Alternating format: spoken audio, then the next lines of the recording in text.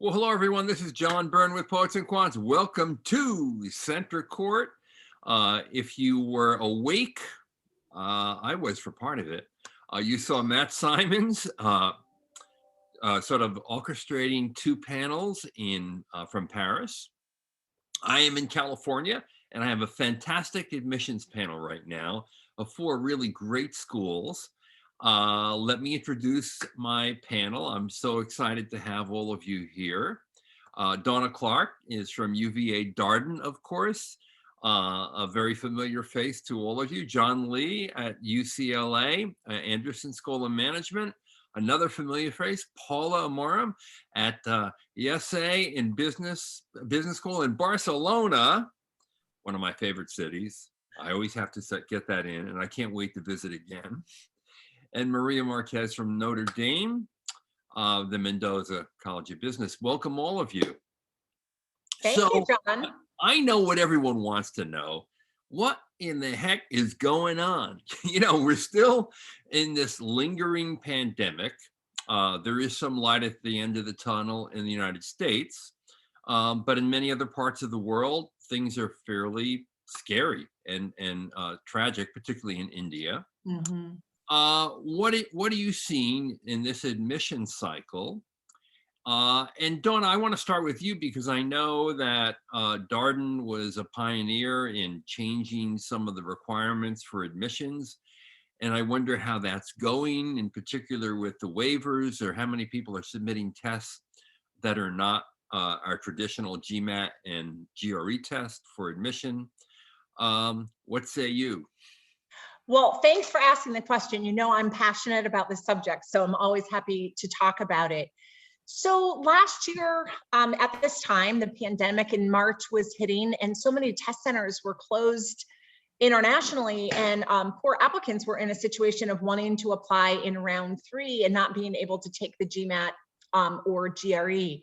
Prior to that, we had done some analytics looking at what really predicts academic success. I mean, the application process is very holistic, but in terms of just the academic component, we've been doing some analytics for about a year and a half, looking at what factors correlate with success in the first year of the MBA program. And the reason we were doing that is our orientation is that not all stellar applicants are stellar standardized test takers. And it is now 2021, and there are a lot of opportunities for applicants to provide alternative evidence that they can do well academically at Darden. And so we did some analytics to see, and we're still doing it, what correlates with academic success. And so surprisingly, we found that the verbal GMAT correlated more than the quant GMAT. The GPA correlated more than the GMAT. We found a correlation between SAT and ACT scores. We found a correlation even with the interview, that the interview was predictive of academic success. And now we're looking at factors like Coursera classes, and what if you have a CFA or a CPA, or maybe you've taken HBX online. So we're continuing to do that work. And so last year we went test flexible, and then this year we piloted a test waiver. Our application is actually going live tomorrow, and we are continuing both test flexibility and the test waiver. So test flexibility means you can choose to submit your GMAT, GRE, executive assessment. We have 11 dual degree programs. So if you already have an MCAT or LSAT, you can submit those.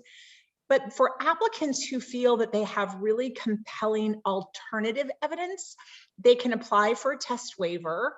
And there's a form that you fill out, and we assess whether we think there's enough alternative evidence to give students the opportunity to waive the exam. It's just, I feel like a progressive way of looking at, there's lots of data points out there.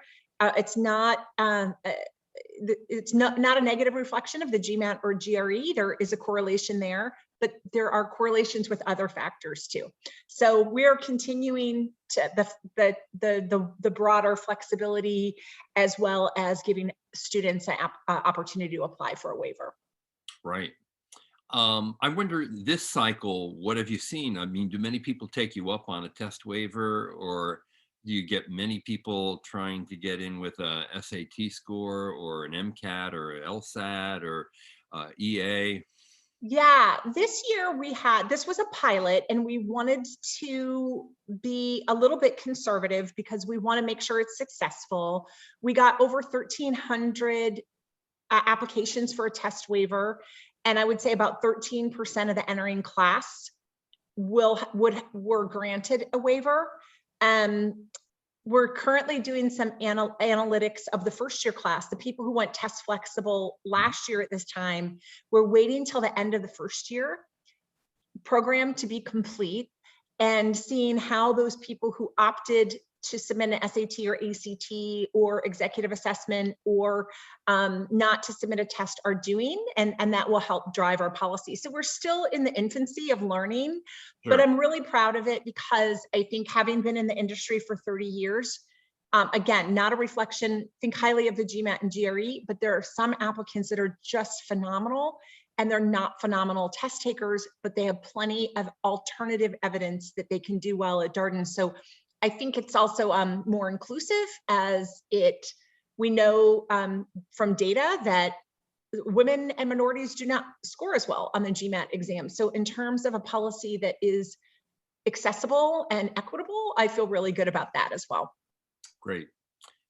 That's a great start for sure. A lot of news there, actually. Paula, how are things at your school in terms of admissions during the pandemic? And were applications up, down, flat? And are you doing any test waivers? Okay.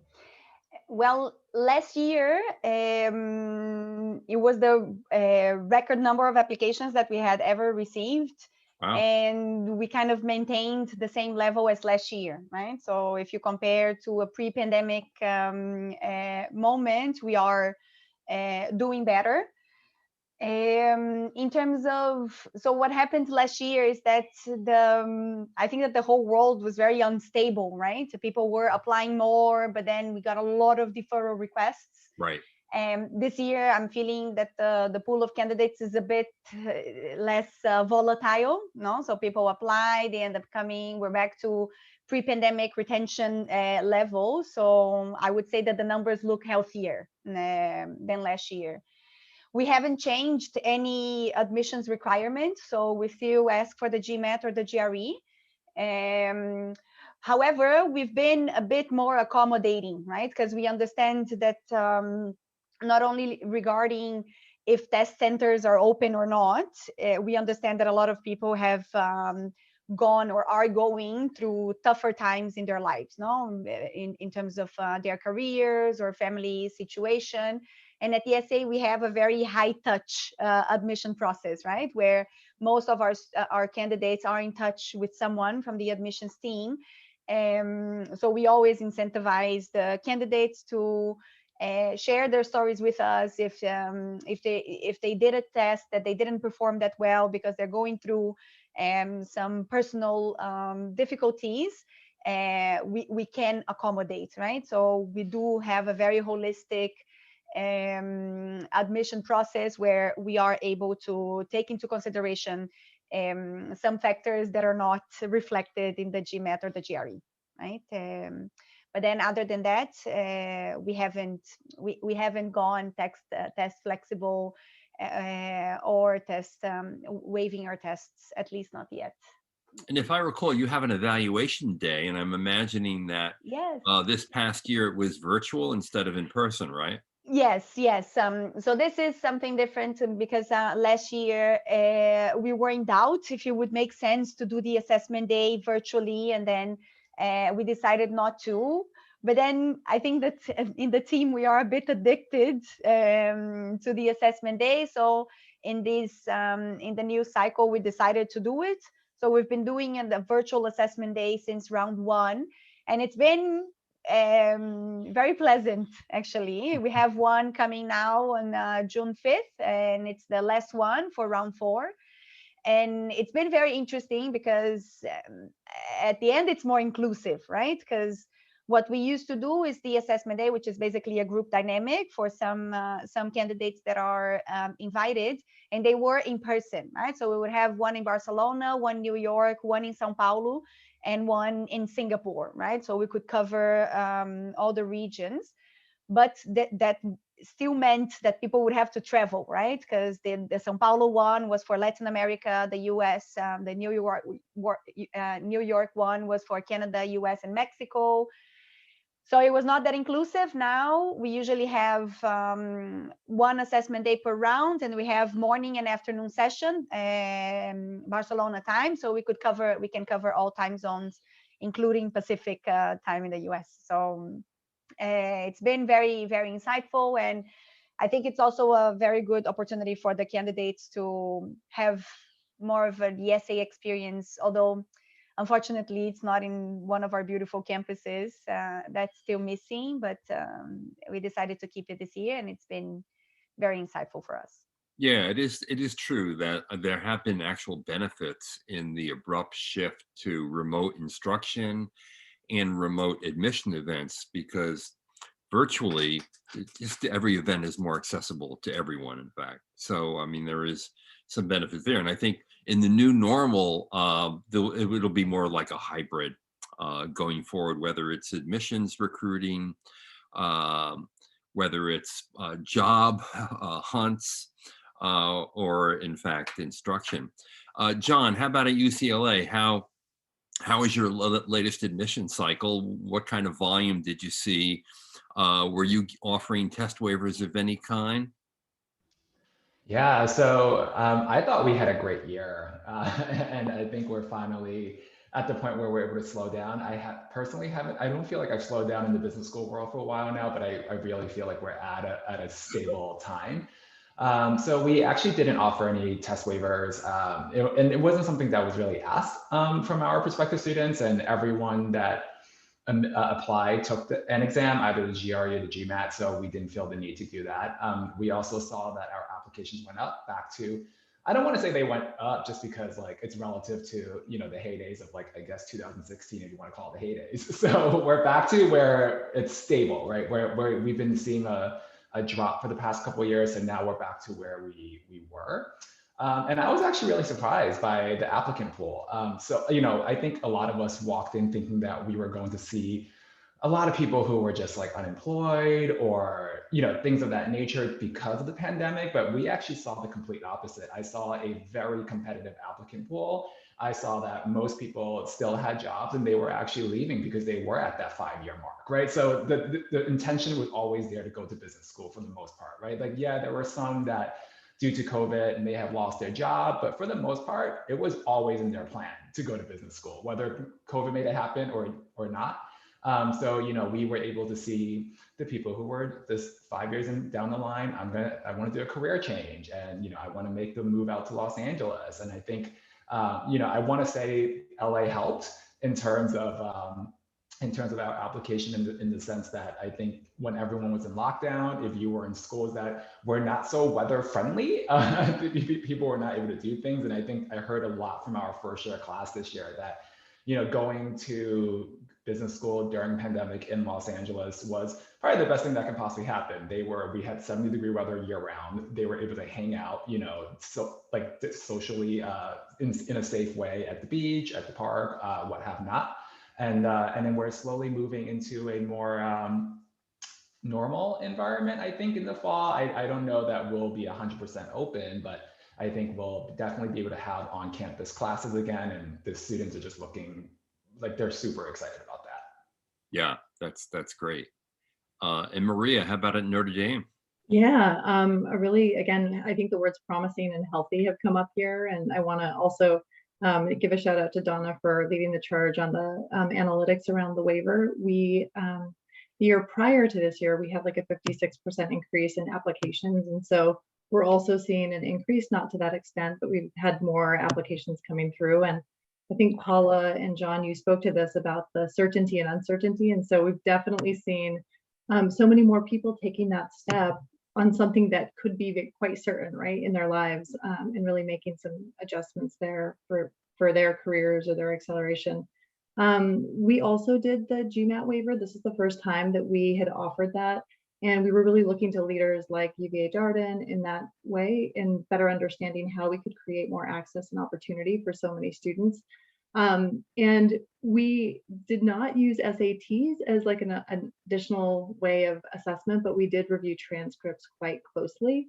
And we also started to create some contingencies. So if we saw that a student needed or required more quantitative readiness, we would, suggest a couple of courses on Coursera, or there's a couple of great opportunities at Harvard, and UC Berkeley has a great extension program there too. So that was really helpful. So we saw actually quite a few waivers coming through. But of course, just making sure that students are going to be set up for success, as they're granted those. I guess I would also say that we did see a huge increase of international applicants coming through, which was, I think, new for South Bend. We also tailored our marketing and outreach to really serve a broader global base, which has really helped in terms of the class profile and really bringing in a culturally representative group of students. So I know that we're going to speak about profile later, but we're very happy with where we're at to date. And to John, when you said it feels like it's slowing down, it does in some ways feel quite different than it has in other years. But I do feel like with the increase in applications, the more access and opportunity for students, and giving something that is quite certain is really hopeful as we move through this pandemic. Now, what do you attribute the large increase in the international applicants in your pool to? Yeah, so we spent a lot of time and resources really outreaching to a broader applicant pool globally. So I do think that our marketing efforts were really helpful there. I wonder though, and I'd love to hear from colleagues on the panel what it may have looked like at your school if you were also noticing those differences, because it may be, the shift and the wish to attend, a US-based business school, but I'm not absolutely 100% sure of that. So I'd love to hear from colleagues on the panel. Yeah, John, did you see an increase in international applicants this past season? We did and we didn't. I mean, we saw increases in certain regions and we saw decreases in other regions. And this is anecdotal. Because we are planning our outreach for this upcoming summer. And there were definitely certain areas that had increases, like in certain parts of, I guess, India and China, for example. We got applicants from smaller cities that we've never heard of before, ever seen, right? And I think that was because the accessibility thing. Like, back when we were recruiting, we were really only able, if you thought about it, Shanghai, Beijing, and Guangzhou, maybe, and Shenzhen were the only places we can actually access to. Same thing in India with Mumbai, Bangalore, and such. But we started seeing these much smaller regions that we've never heard of before. So we were able to see that. But then we also saw decreases in places that, naturally they want on ground, right? Like they really want you to be there. And I saw, like, for example, Thailand was a big decrease for us. And I thought about how last year we had a virtual event for them. But in the years past, like, we went to like the QS tours, right? The MBA tours. We were doing our own info session and we were visiting the different consulting agencies out there. So I think there definitely are, you kind of have better understanding now of like, okay, like which ones do we actually need to be in person and which ones can we actually get away with doing more of the virtual stuff. So again, we saw increases in certain areas and decreases in others, but for the most part, it was pretty stable. We're still bringing in about 1/3 international, which is what we want. 37 countries represented, which is about what has happened in previous years. And Donna, how about you? Did you see much of an increase in the international applicant pool? Yeah, and I think one of the things that we have seen in research from GMAC is that with a new administration, there is a more welcoming aura in the United States. Last year at this time, there was so much uncertainty for our international students based on visa restrictions, travel bans, unwelcoming policies in the United States. So we're really happy that we saw an increase, not only with the applicant pool, but in last year's entering class. I think the broad definition of international students would about 33% were foreign nationals, dual citizens, or permanent residents. And this year, right now, for next year's entering class, at this time, it's 42%. We have 3 months to go until the class Sure. arrives, but a much more robust representation of international students in next year's entering class. You know, we're really concerned about our entering students from India, given the, you know, really tragic situation there, and the implications for their ability to get visas and be able to travel to the US. So we're monitoring that closely. Yeah, which may, there may be a need then to have hybrid classes for people to start Right. if they can't get it here right in the Exactly. There's some contingency planning going on, like what if. And I know a lot of Scenario English planning. universities are already announcing that they're requiring a vaccination for a student to be on campus. Is that true at Virginia yet or not? As of now, it's highly recommended. We're waiting. We follow whatever the policies are at the University of Virginia, and in mid-July, they're going to come out with a really robust set of recommendations for, is social distancing still needed in the classroom? And also, it's possible that when we start the school year, we're planning for a normal return or more normal return.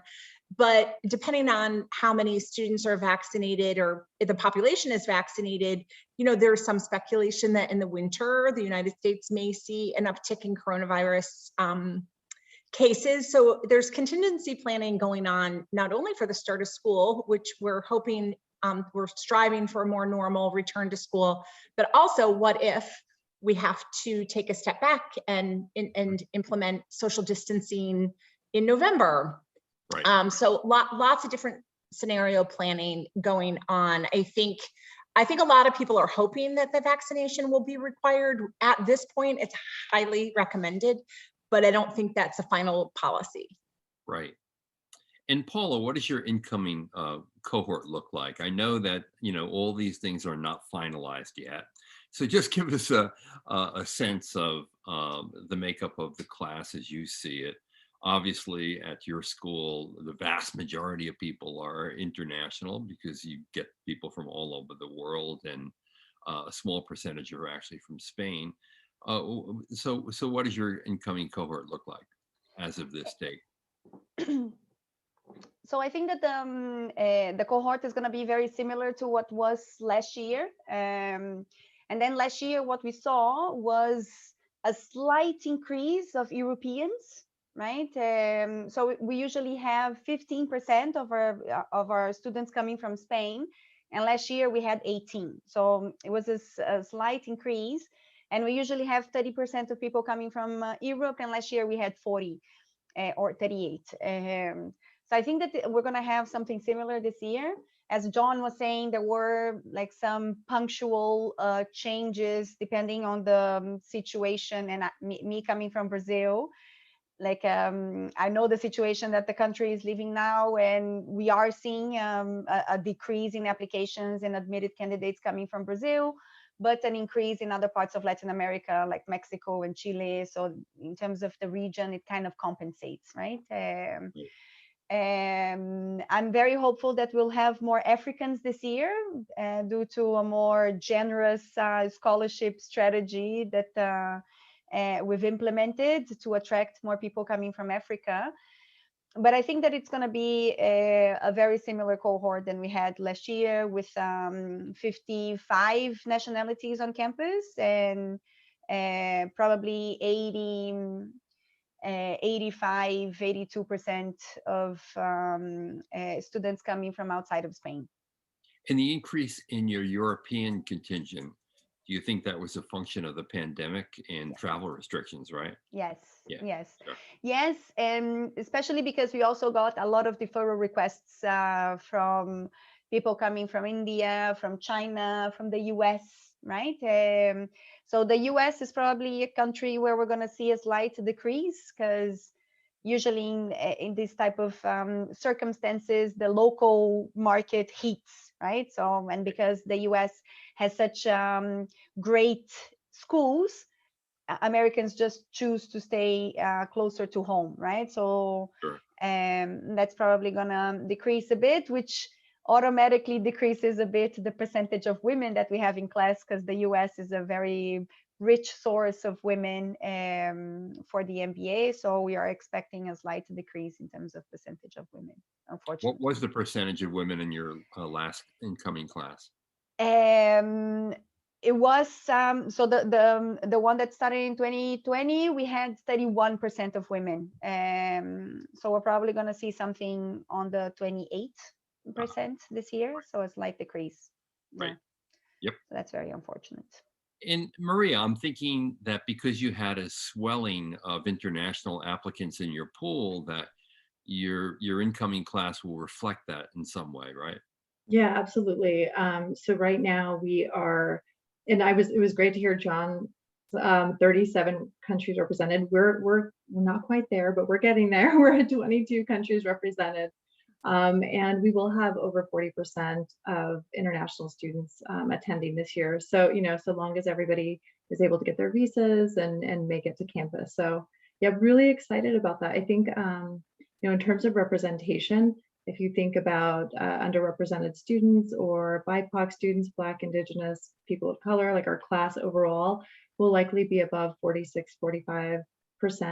Which is wonderful for the community and as we're evolving as a campus here. So yeah, really excited about the cultural diversity. That's great. Yeah. And John, your early look at the incoming class, is it similar to last year, or because of deferrals or whatever other reasons related to the pandemic, is it different? It's going to be very similar to last year. I think we made a decision last year to not offer deferrals, which I guess depending on what blogs you read was a very, I guess people were not exactly happy about our decision, but we did what we needed to do in the interest of, the school, the students. Like, we didn't want to have a blanket deferral policy, which would essentially not have any international students, right, for this class of 2022, right? So the one that just came in, that we didn't think it made sense. We eventually offered deferrals very late in the game when we decided, okay, we couldn't really promise what we were promising, which was a fully hybrid environment. So there were some students where it didn't make sense to have them be in this kind of flipped, kind of just like, sleeping in the daytime and coming to school at night. So we did offer some, but luckily not so much that it actually impacted our international numbers, which I know was a big concern for a lot of international students who were applying to schools that did offer deferrals for, a lot of their population. So it's looking the same. Hoping that numbers stick. We don't start school till August 2nd. So obviously with summer and everything, who knows what's going to happen, but we are seeing a slight increase in women, which is exciting. I think we're going to get to 42% this year, which has been, slow increase year to year. Again, international students stay the same. And then we're seeing a lot of diversity in terms of industry too, which is super exciting. I think that's also because there's so many things happening in industry. But some things that I noticed a lot this year, social impact, any type of social impact, right? Impact consulting, impact investing we've seen an increase. We also see an increase in like agricultural tech, which is, I guess that's something else that we're seeing. So the trends are great, and we're going to see a pretty diverse class in terms of geography, in terms of gender, in terms of ethnicity, and also industry input and output. Isn't your 42% of women a record for Anderson? It will be if it sticks. It will be. So last year we were at 41, which was a record. But if 42 sticks, which you never know, summer is kind of a strange time for business school programs. We're knock on wood, right? Right, exactly. And Donna, in terms of gender, where is Darden these days? We're on track right now to bring in a class of about 40%. 40% was a previous record, and so it looks like, again, like John said, we have 3 months to go, and a lot can shift. Melt, right? Exactly. And to your point about deferrals, last year we did adopt a really generous deferral policy and we deferred actually 94 students from last year to this year. And interestingly, 74 of the 94 are actually coming. So that was really interesting. We've never been in a situation before when we deferred that many people, and who knows what the summer is going to bring. Again, if our Indian students are in a bind and can't get here, I imagine that we're going to be generous again with deferrals. Right. Let's get to the heart of what makes your program different. When you think about some of the differentiating points of your MBA experience, what would you say are things that really pop out and then make a difference for the students who attend? Maria? Yeah, so we've continued to lean in heavily with the experiential learning aspect. So one of our core running programs is Business on the Front Lines, which is really a global and domestic opportunity to provide case competition level solutions for businesses throughout the globe, from South Africa to locally here in Chicago. We partner with Mercy Corps, GE, and other companies to really help to provide this. So that's been a mainstay of Mendoza College of Business, and it's led by Viva Vargas. So that's been wonderful. Leaning into that, we're offering some opportunities to travel outside of South Bend for one of our mods. So we have semesters, and then within those semesters are 7-week subsets where students can take these courses. So we have one that will be in the Bay Area. So John, get ready for some Mendoza students heading your way in the Silicon Valley for tech and product management. And then we also have a consulting mod, which will be held in Chicago. And we're planning on obviously like finance and investments in New York, probably not this cycle, but the next year. So hoping to offer more opportunities for students to really get that hands-on learning. I actually had this really wonderful experience this past semester working with some of our MBA students. We have a class called Applied Digital Marketing, and so the students are given a number of different cases to work on. I was a sponsor or somewhat of a coach for some of the MBA students, and just working with them over the last 6 to 7 weeks, and to really see the level of like increase in information and access to some of the resources, but then also their like it's a practicum, right? So they're doing this in real time and getting real results. It was sponsored by Procter and Gamble. So at the end of this entire class, they were given some level, somebody would win, right, out of the competition, of depending on how well each of the teams did. So it was just really neat to see something live in action, very much applied towards something that they'd be doing likely in the next year as they move into their careers. So very much leaning into that. I think that is a huge value add to students who are seeking that type of experience. And then of course the values-based learning and leadership at Mendoza. Yeah, which is an obvious outcome of the school's history and your Jesuit tradition, right? Yeah, it's Notre Dame is with the Holy Cross colleges and the Holy Cross Order. So it is very much a part of the Catholic social teachings, which emphasizes human dignity and respect. And so all of our leadership training is based on service leadership, and we are continuing to evolve and really pushing into this idea of inclusionary leadership, and how does that lend itself really nicely with the Catholic social teachings. Right. And Paula, I know that obviously you're the predominant case study school in Europe. And that's a big differentiator in your market. What else makes the program different? Well, but just to build on the case, because I think that having a case method based school in Europe, where, as I mentioned before, we have more than 50 nationalities on campus, and it's a fairly small school, so we have 350 students coming from all over the world, from various backgrounds. So we don't have a predominant industry that people come from. You get a lot of peer-to-peer learning, right? I'm an alumna from the school, so I've graduated in the class of 2016, and I feel that learning from others that are coming from very different backgrounds in the case methods, where you're constantly exposed to real life problems, it really builds on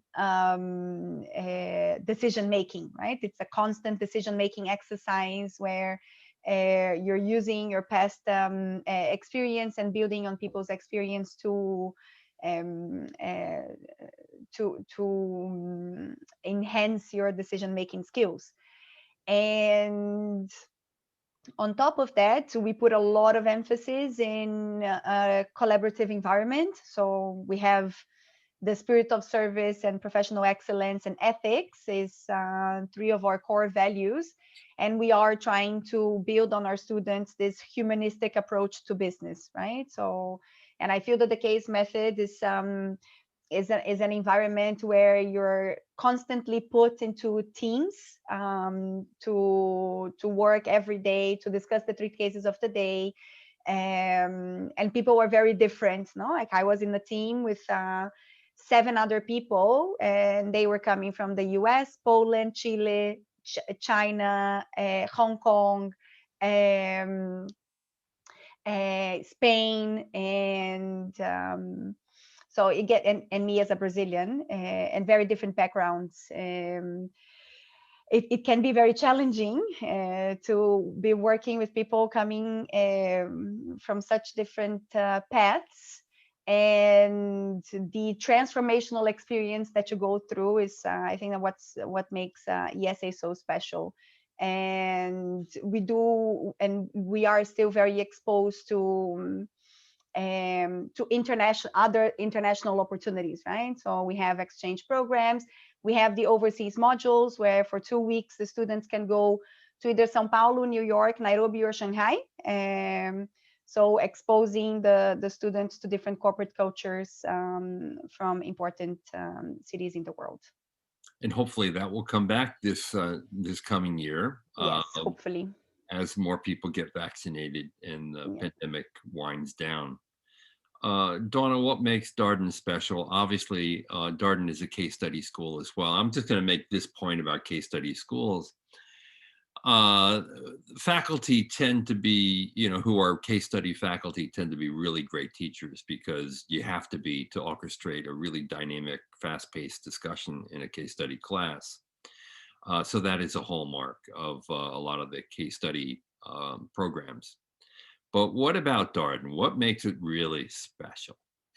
Well, I totally agree with what you said, John, about how dynamic the case study is. I did Darden's TEP program, the executive program, and was a liberal arts undergraduate major and had never had any exposure to the case method, and was so pleasantly surprised by how dynamic it was.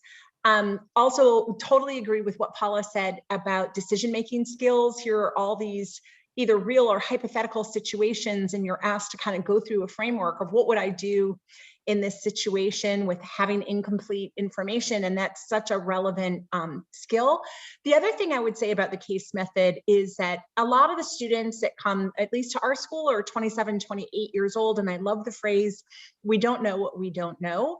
And through the case method, students are going to be exposed to not only a lot of different functional areas of business, but they're going to be exposed to so many different industries. So the automobile industry and hospitality and petrochemicals. And I've seen so many cases in which a student comes in and they have some ideas about what they want to do, but maybe they've done 3 or 4 cases in the airline industry, and it really instilled a passion that they would never have known based on previous experiences. So I love how it exposes, every case is set within an industry. And so the industry-wide exposure is great. And even if you don't go into the petrochemical business, maybe you have a client. So maybe you're working for a consulting firm, and one day you have a client that's in the petrochemical business and you've had a little bit of exposure to it. But I totally agree with how dynamic it was. And I was so pleasantly surprised by some sort of the feeling of being on the edge of my seat and having a really interesting conversation. And of course, some cases are going to be more interesting than others for every person, because there's some industries that may be more interesting, but I loved the dynamism of it. And then Darden is really well known for the quality of teaching. There's a really, really high bar that is set when faculty members are selected to teach at Darden. They have to come and orchestrate some cases in front of their whole department. And students to see if they're not only strong researchers, but really have that capacity to be a dynamic professor at Darden and carry on that legacy.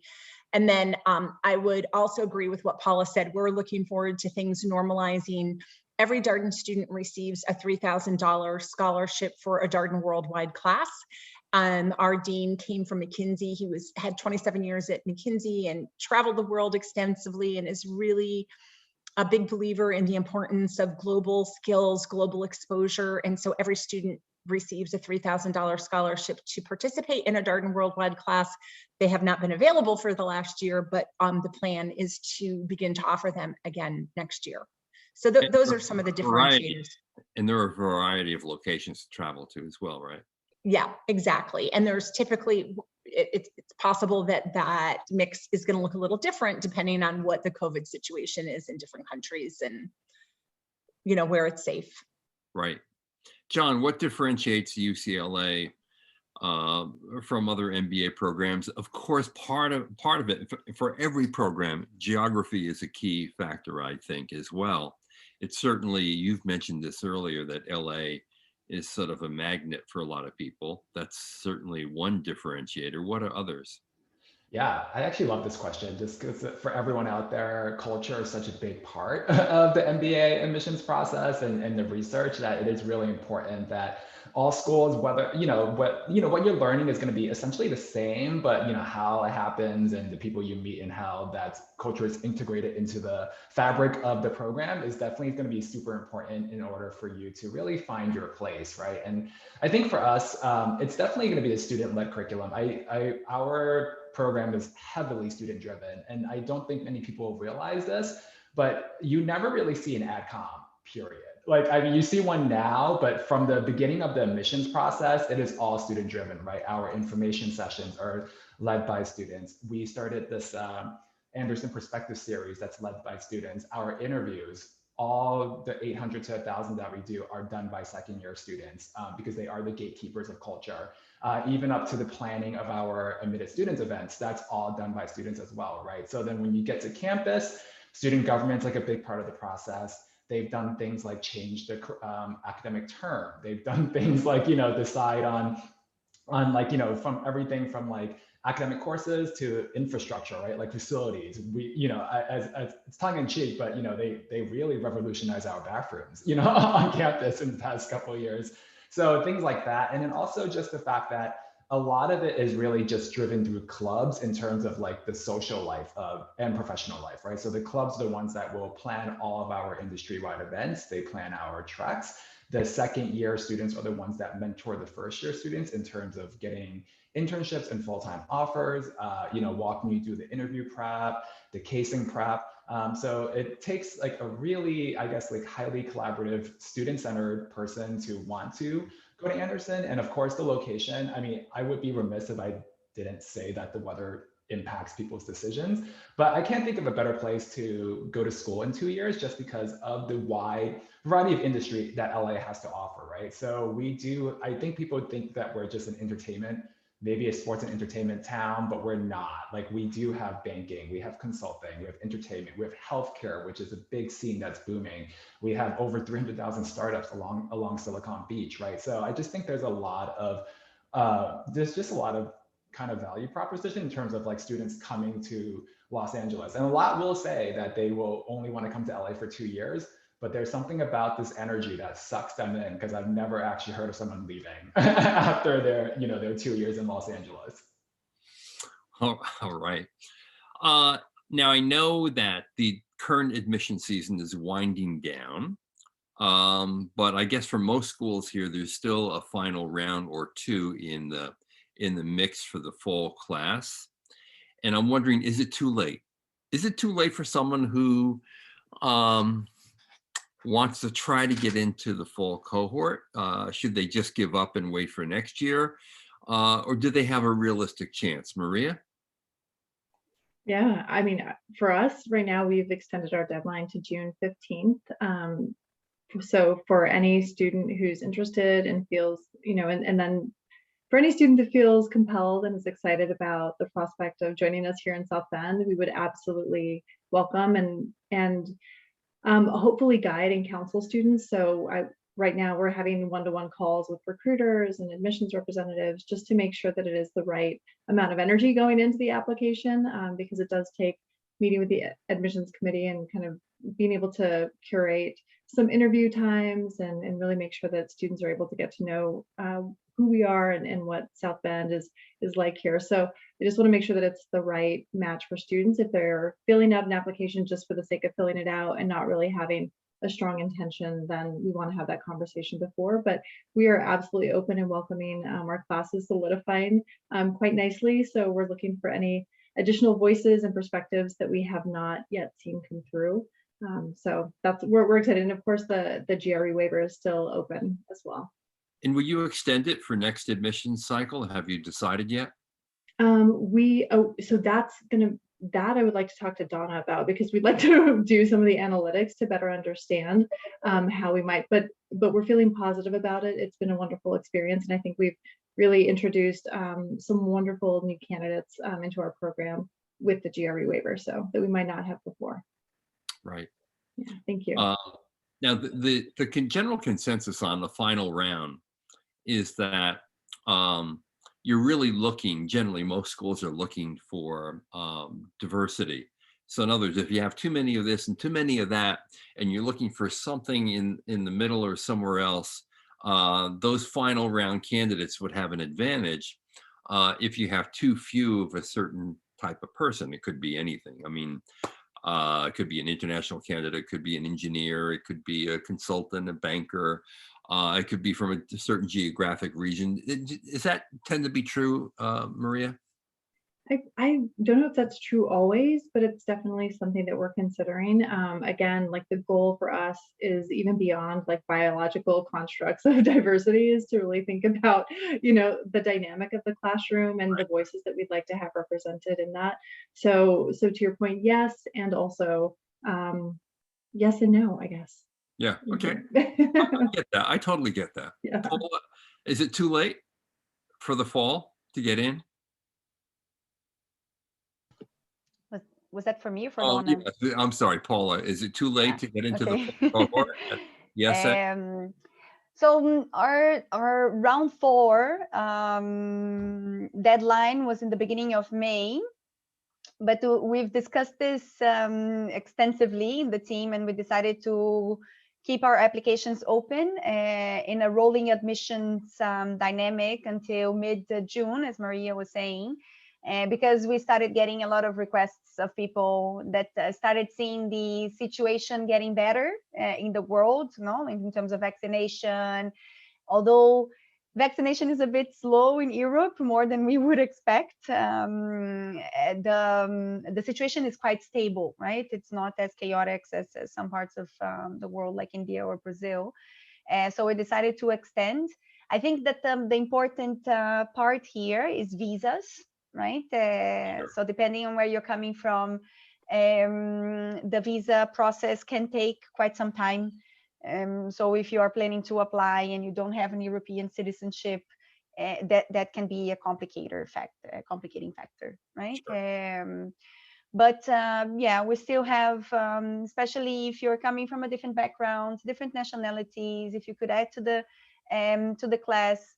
As I said, the percentage of women this year is not looking, I'm extremely jealous actually from all the 3 of you on your 40% mark. So that's definitely certain types of profiles that we would be very happy to receive applications in this rolling admission period. Yeah, and that's a good example of what I'm kind of talking about in a way. Obviously, if you're a well-qualified woman, you're going to have exactly a really good shot at getting in the fall. Or maybe if you're from North America, given your earlier statement about how people want to stay closer to home, given the pandemic right now, you might have a better shot at getting into the full cohort. Exactly. Really, exactly. And that's a smart way to play it if you're an applicant, I think. Now that you have that inside knowledge. John, is it too late for me to be a member of your new cohort? Yeah, if you haven't applied yet, it's unfortunately too late. We got out round 3. We're actually releasing round 3 decisions on May 21st, so 3 days from now. We didn't extend the deadline. We didn't feel the need to this year, which worked out really well. Again, this is why we actually have a slow period a little bit, because we didn't have to extend the deadline. But so yeah, we're just excited to release our decisions come May 31st, see who who bites and then completely fill the class up by August 2nd when they arrive to campus that Monday. I cannot believe I'm saying this, but people are actually going to show up on campus, and that's super exciting. I totally agree. And Donna, how about for you? Okay, I have good news and bad news. The bad news is that this cycle is complete. We've already released round 3, and our class is slightly oversubscribed, so it is too late for this year, but the new application for next year's cycle launches tomorrow. And so the early action round is in early September, so people can start working on their application as early as tomorrow. That's great. That's terrific.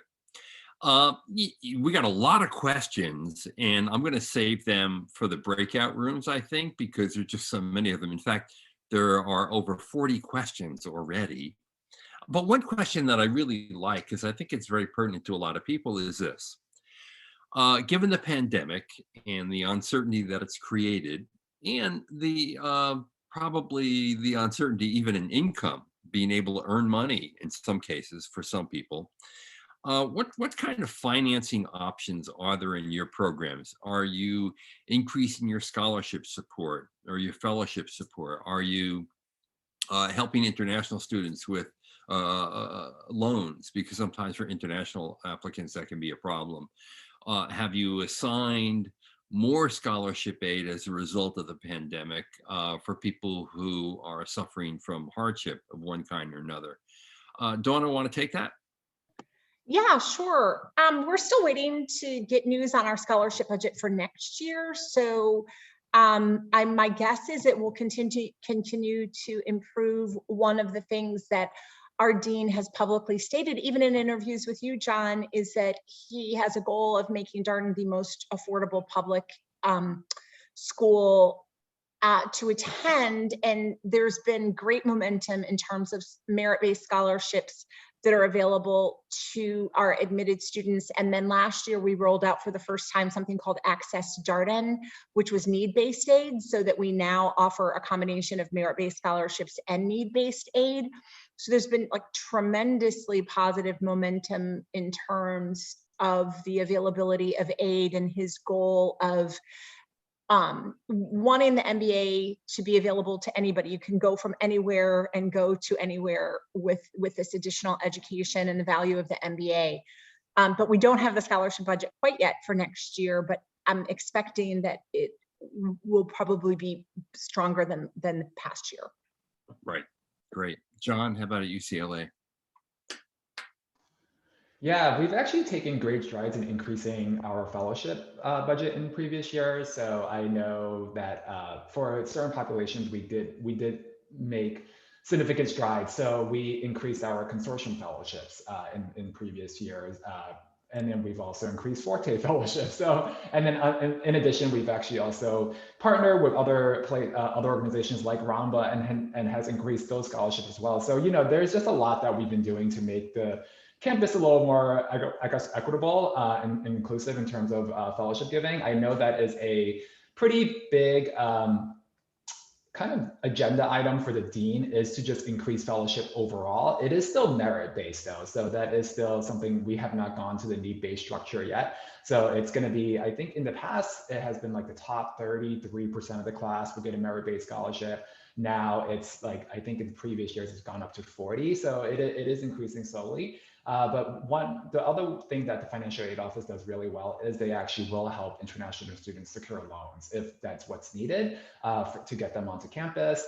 And then we also have a lot of second-year donor fellowships, which I think a lot of students don't think about. They think about, like, if they don't get anything in the first year, then they're kind of like, you know, out of luck, but it's actually untrue. Like I believe most schools, most programs will have second-year fellowships for a lot of their students. So for us, it's donor-based, and typically that means if you meet certain criteria, right? Like it could be something like I'm going to this industry, or I have, or I'm left-handed, if it's even something that rudimentary. And then we also, then there's other options you can have, right? TAs, RAs, academic internships are a big thing, especially in Los Angeles where students work during the school year. So just a lot of different ways that the financial aid office can help you meet the cost of attendance. Great. Maria? Yeah, so we, since I've been here, short time, I've seen the average scholarship go up significant, well, between $5,000 and $10,000. So 90% of our students will receive some type of fellowship, and about, I would say, and the average that it covers is about 60% of the total tuition, which is quite nice. To what Donna said earlier, we are moving to need-based financial aid in the next year, so there'll be some additional components in the application to complete there. But like John's point about working with financial aid, our international students work there to get those loans turned around as well. And we do have TA and RA opportunities as well. So there are some options there, but we do feel that the fellowship is largely endowed by donors, and so we feel quite nice in being able to fund so many of our students. Right, great. And Paula, I know, having sat in an admissions committee meeting at your school, written about it, that scholarship awards are, a key component in the discussion in the committee. What's the state of the scholarship support at the IESE? Yeah, so this year, because we wanted to keep and maintain the internationality in the class, and because we have a lot of our students coming from emerging markets that were more affected by the crisis, this year we increased our scholarship budget in 30%. So we've been more generous.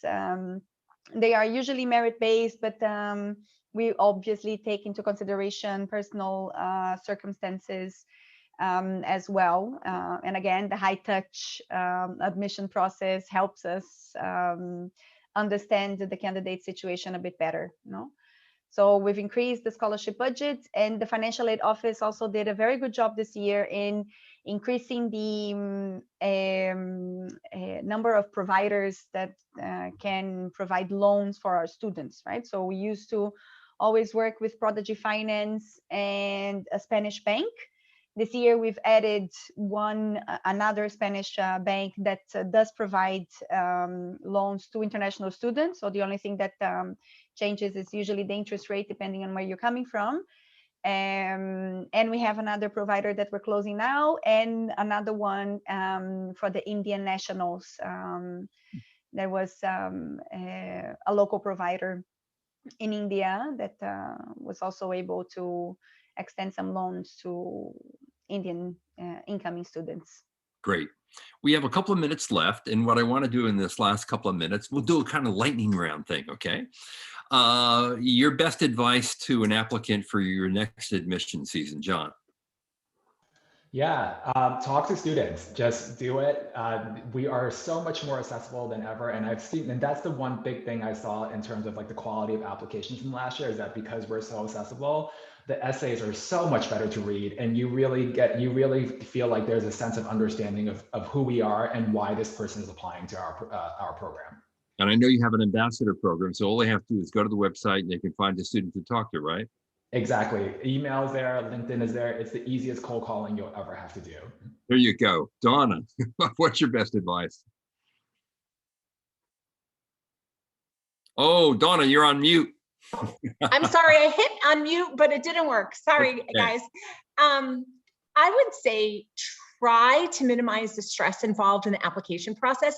This is such an exciting chapter for you all, and a couple of my peers on the panel have used the word transformational experience. It is at so many of our schools. It's so exciting, and I find that most applicants who choose to apply have a lot going for them, and I personally would love reading applications and hearing your story. So try to tap into, ask yourself some questions like, what am I most excited to convey? What are you most proud of that's relevant to the MBA program? And just have fun with it. Try to reframe it. It doesn't have to be stressful.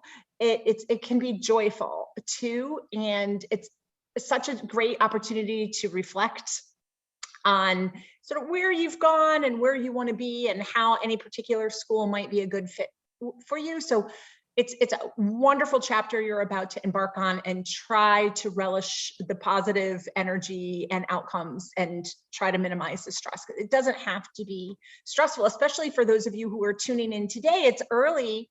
And if you're thinking of next year, you have so many months ahead to plan and space it out and work on whether it's a standardized test or taking some classes or doing your essays. You can spread it out. So just have fun with it.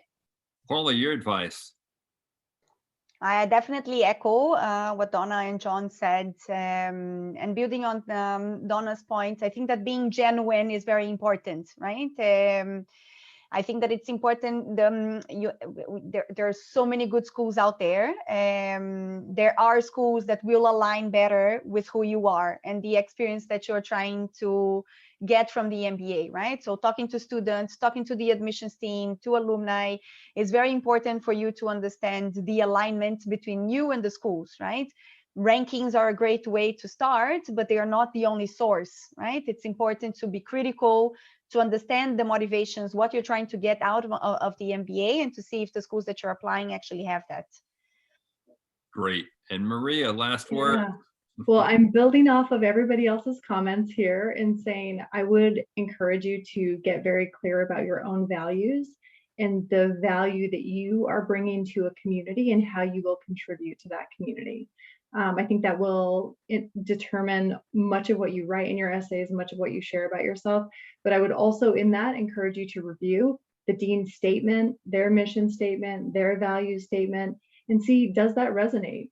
Because largely that is what the school is about. That's what the community will be about. And then double check and check in with all the students and the alumni to see if those things are lining up. But yeah, we're all very excited to get to know you through this process, John. Thank you so much. And Thank you. And thank you, Maria, Paula, Donna, and John. A pleasure as always. You know, it makes me feel very happy just to see your faces and to talk to you this morning.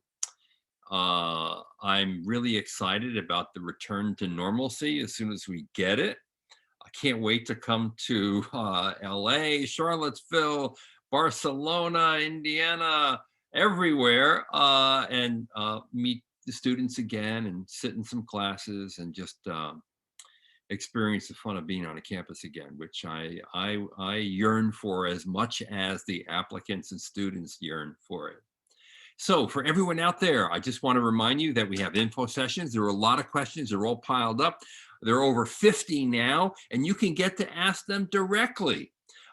Just go to our landing page and go to an info session, and our panelists would be very happy to answer your questions. Meantime, thanks for joining us. This is John Byrne with Poets and Quants. I will be back at 11:30 Pacific Standard Time with our careers panel. And then tomorrow we have a full day of events as well. So Donna, John, Paula, and Maria, thank you so much.